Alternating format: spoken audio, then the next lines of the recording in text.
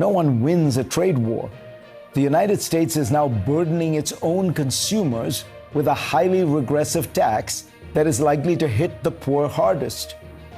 How is it a victory for the US? आप screen पर देखिए, अमेरिका के स्टॉक मार्केट में ब्लंडर बात, सिर्फ एक दिन में $1.1 ट्रिलियन साफ। जब व्यापारिक जिद बन जाए आर्थिक आफत, ट्रंप की नीतियों ने अमेरिका को ही घुटनों पर ला दिया। That low-income Americans will now pay a good bit more for food and clothes. India ने साफ कह दिया है कि ट्रंप जो मर्जी करे, हमें इससे कोई फर्क नहीं पड़ता है। और स्पेशली अगर देखा जाए तो अब हम मेक इन इंडिया, एक बहुत बड़ा वर्ड है मेक इन इंडिया, इसके ऊपर तवज्जो देने वाले हैं ताकि जो भी चीज बने हमारे मुल्क में बने। White House addressed these new job numbers and those downward revisions. पिछले 24 घंटे में वही अमेरिका रो रहा, खून के आंसू बहा रहा, क्योंकि अब ट्रंप अमेरिका के लिए हीरो नहीं बल्कि नया काल बन चुके हैं। भारत के शेरों, वीडियो को लाइक करके और सब्सक्राइब ठोक के पाकिस्तानियों को दिखाओ भारत की ताकत और कमेंट में लहराओ अपना तिरंगा। जय हिंद लिखना न भूलना। ये देखें, एक ख्वाबों की दुनिया में ये रहते हैं और ये अपने आप को सेटिस्फाइड करने के लिए पता चल गया कि इंडिया ने जो इनको रिस्पांस दिया है ना, और फिर जो उन्होंने कहा कि we will never purchase F-35, उसके बाद ये सारे पगला गए हुए हैं। इनको समझ नहीं आ रहा कि ये करे क्या। तो कल रात को इंडिया ने पूरी तरह से हिपोक्रेसी कॉल आउट करी है डोनाल्ड ट्रंप की, and I think it was जैसे वो ट्वीट आया with in hours the response is also gone out, but the response is not gone out from anybody's Twitter account. Proper MEA का एक response गया है। अब ये इनको समझ नहीं आ रहा कि हमने इंडिया को थ्रेट किया, हमने इंडिया पे टैरिफ इम्पोज किया, लेकिन कोई फर्क नहीं पड़ा। इंडिया अपने पैरों पे जो है वो खड़ा हुआ है। इंडिया ने कोई मैटर ही नहीं किया, माइंड ओवर मैटर का कॉन्सेप्ट उन्होंने अपनाया हुआ है। Just a little while ago, the Ministry of External Affairs for the government of India released their official statement. India basically has said, forget it.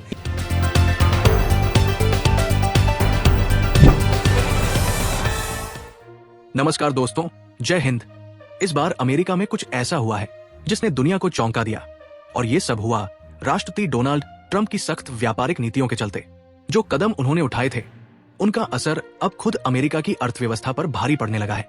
Trump द्वारा नए आयात शुल्क टैरिफ लगाए जाने के बाद अमेरिका के शेयर बाजारों में जोरदार गिरावट दर्ज की गई। हफ्ते के आखिरी कारोबारी दिन अमेरिका के तीनों प्रमुख इंडेक्स गहरे लाल निशान में बंद हुए और निवेशकों को एक ही दिन में करीब $1.1 ट्रिलियन यानी लगभग 92 लाख करोड़ रुपए का भारी नुकसान उठाना पड़ा। इतना ही नहीं, जुलाई 2025 के रोजगार आंकड़े भी बेहद निराशाजनक रहे। अमेरिकी श्रम विभाग DLS की रिपोर्ट के अनुसार जुलाई में सिर्फ 73,000 नई नौकरियां पैदा हुई, जबकि उम्मीद थी कि ये आंकड़ा 1 लाख से ऊपर जाएगा। ये संकेत है कि अमेरिकी अर्थव्यवस्था की रफ्तार अब धीमी पड़ने लगी है और मंदी का खतरा सिर उठाने लगा है। राष्ट्रपति ट्रंप ने भारत, यूरोपीय संघ समेत 68 देशों पर 10% से 41% तक के आयात शुल्क लगाने की घोषणा की है, लेकिन इन फैसलों से भारत झुका नहीं और अब इस व्यापारिक जंग में अमेरिका को ही भारी कीमत चुकानी पड़ रही है। कर लिया। तो कल रात को इंडिया ने पूरी तरह से हिपोक्रेसी कॉल आउट करी है डोनाल्ड ट्रंप की, and I think it was जैसे वो ट्वीट आया with in hours the response is also gone out, but the response is not gone out from anybody's Twitter account. Proper MEA का एक response गया है जहां पर फैक्ट्स एंड फिगर्स के साथ और अपनी क्लियर स्टेटमेंट रख के जवाब दिया गया है, और काफी हार्ड जवाब है। बात करते हैं इसके बारे में, क्योंकि बहुत सारी चीजें हो रही हैं यहाँ पर और बड़े सारे एंगल्स हैं, सो वील डिग देम आउट। पतिकित भाई नमस्कार। नमस्कार आदित्य भाई। एक तो मैं रिक्वेस्ट करूंगा आपको पहले कि वो जो लेटेस्ट ट्रम्प का जो ट्वीट आया है वो थोड़ा दिखा दीजिए। यही ट्रम्प, प्रेसिडेंट ट्रम्प, उनके प्रेसिडेंट को, जेलेंस्की को व्हाइट हाउस में बुला के इंसल्ट किया था, और मुझे उससे कोई प्रॉब्लम नहीं है, बट उन्होंने कहा था जेलेंस्की को, you are gambling with world war 3। चिल्ला के बोला था, you are gambling with world war 3। मतलब यूक्रेन वाला जो लड़ाई है, ये Zelensky, European Union, NATO, America, military industrial complex, they are all equally responsible for this. हम कहां से आ गए भाई? हमारी क्या है इसमें? मोदी जी ने तो हमेशा बोला है कि this is not an era of war. So the problem are two. Number one, ये जो चीजें बोला जा रहा है, it's not because यूक्रेन को लेके concerned है, but it's because how dare India not succumb to American pressure? How dare you not open up your market?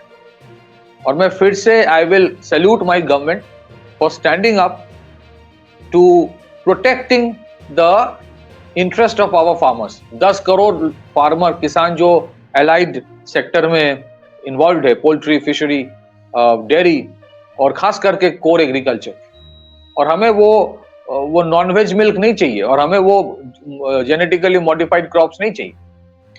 Now because of that all this pressure is coming. So ये जो बोला जा रहा है ना कि हम प्रॉफिट बना रहे हैं by selling oil to Europe, मैं थोड़ा बता देता हूं। आप यूरोपियन यूनियन के क्लॉज देखिए। क्लॉज होता है कि रशिया के जो तेल है जिसके ऊपर सैंक्शंस है, अगर वो थर्ड पार्टी से रिफाइन होके आता है तो फिर वो सैंक्शंस लागू नहीं है।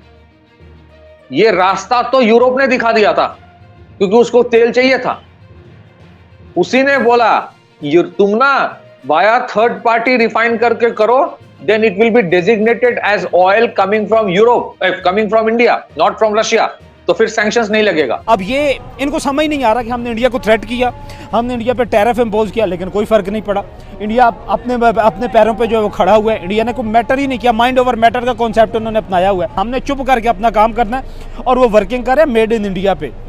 अरे भाई कौन सुपर पावर कहाँ से है अमेरिका? आप सुपरियरिटी, आप ये कहते हैं कि अगर इंडिया आपकी बात माने तो फिर तो इंडिया बहुत अच्छा है। रिसेंटली आपने देखा होगा कि किस तरह से कह लें कि जितना चाइना तेल ले रहा है रशिया से, उतना कह लें कि इंडिया भी ले रहा है। और रिसेंटली इंडिया ने तो चाइना को भी पीछे छोड़ दिया। स्मार्टफोन्स की एक्सपोर्ट जो कि अमेरिका में की गई है और स्पेशली अगर देखा जाए तो उसमें मेड इन इंडिया ही लिखा हुआ है। देखें, पहली बात ये देखें ना कि एक तरफ से आप लोग धमकियां लगा रहे हैं। आप सबसे पहले रोकें एप्पल को। एप्पल ने अलाल ऐलान किया, उन्होंने कहा जो करना है ट्रंप ने जो उखाड़ना है उखाड़ ले।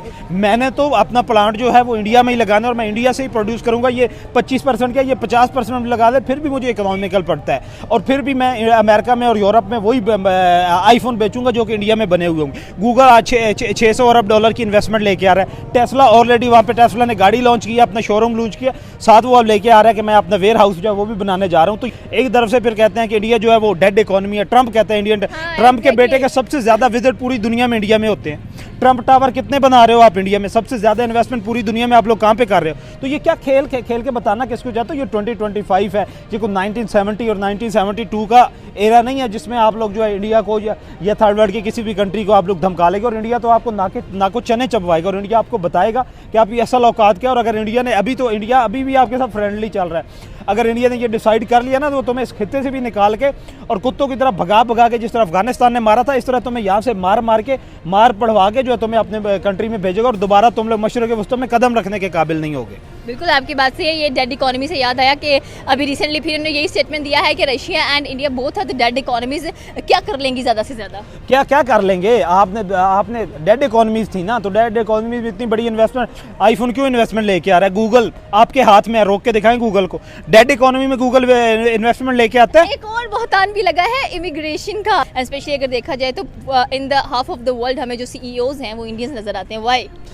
आप ये देखें ना, आप ये कह लें कि सबसे इजीएस्ट वीज़ा पूरी दुनिया में इंडिया का मिलता है। सबसे आप ये कह लें कि और इंडियंस को पूरी दुनिया में सबसे इजी वीज़ा जो है वो आप ये कह लें कि दूसरे ममालिक का वो इंडियंस को मिलता है। तो इसमें कौन सी इमिग्रेशन है यार? अपने आप को ये देखें, एक ख्वाबों की दुनिया में ये रहते हैं और ये अपने आप को सेटिस्फाइड करने के लिए पता चल गया कि इंडिया ने जो इनको रिस्पॉन्स दिया है ना, और फिर जो उन्होंने कहा कि we will never purchase F-35, उसके बाद ये सारे पगला गए हुए हैं।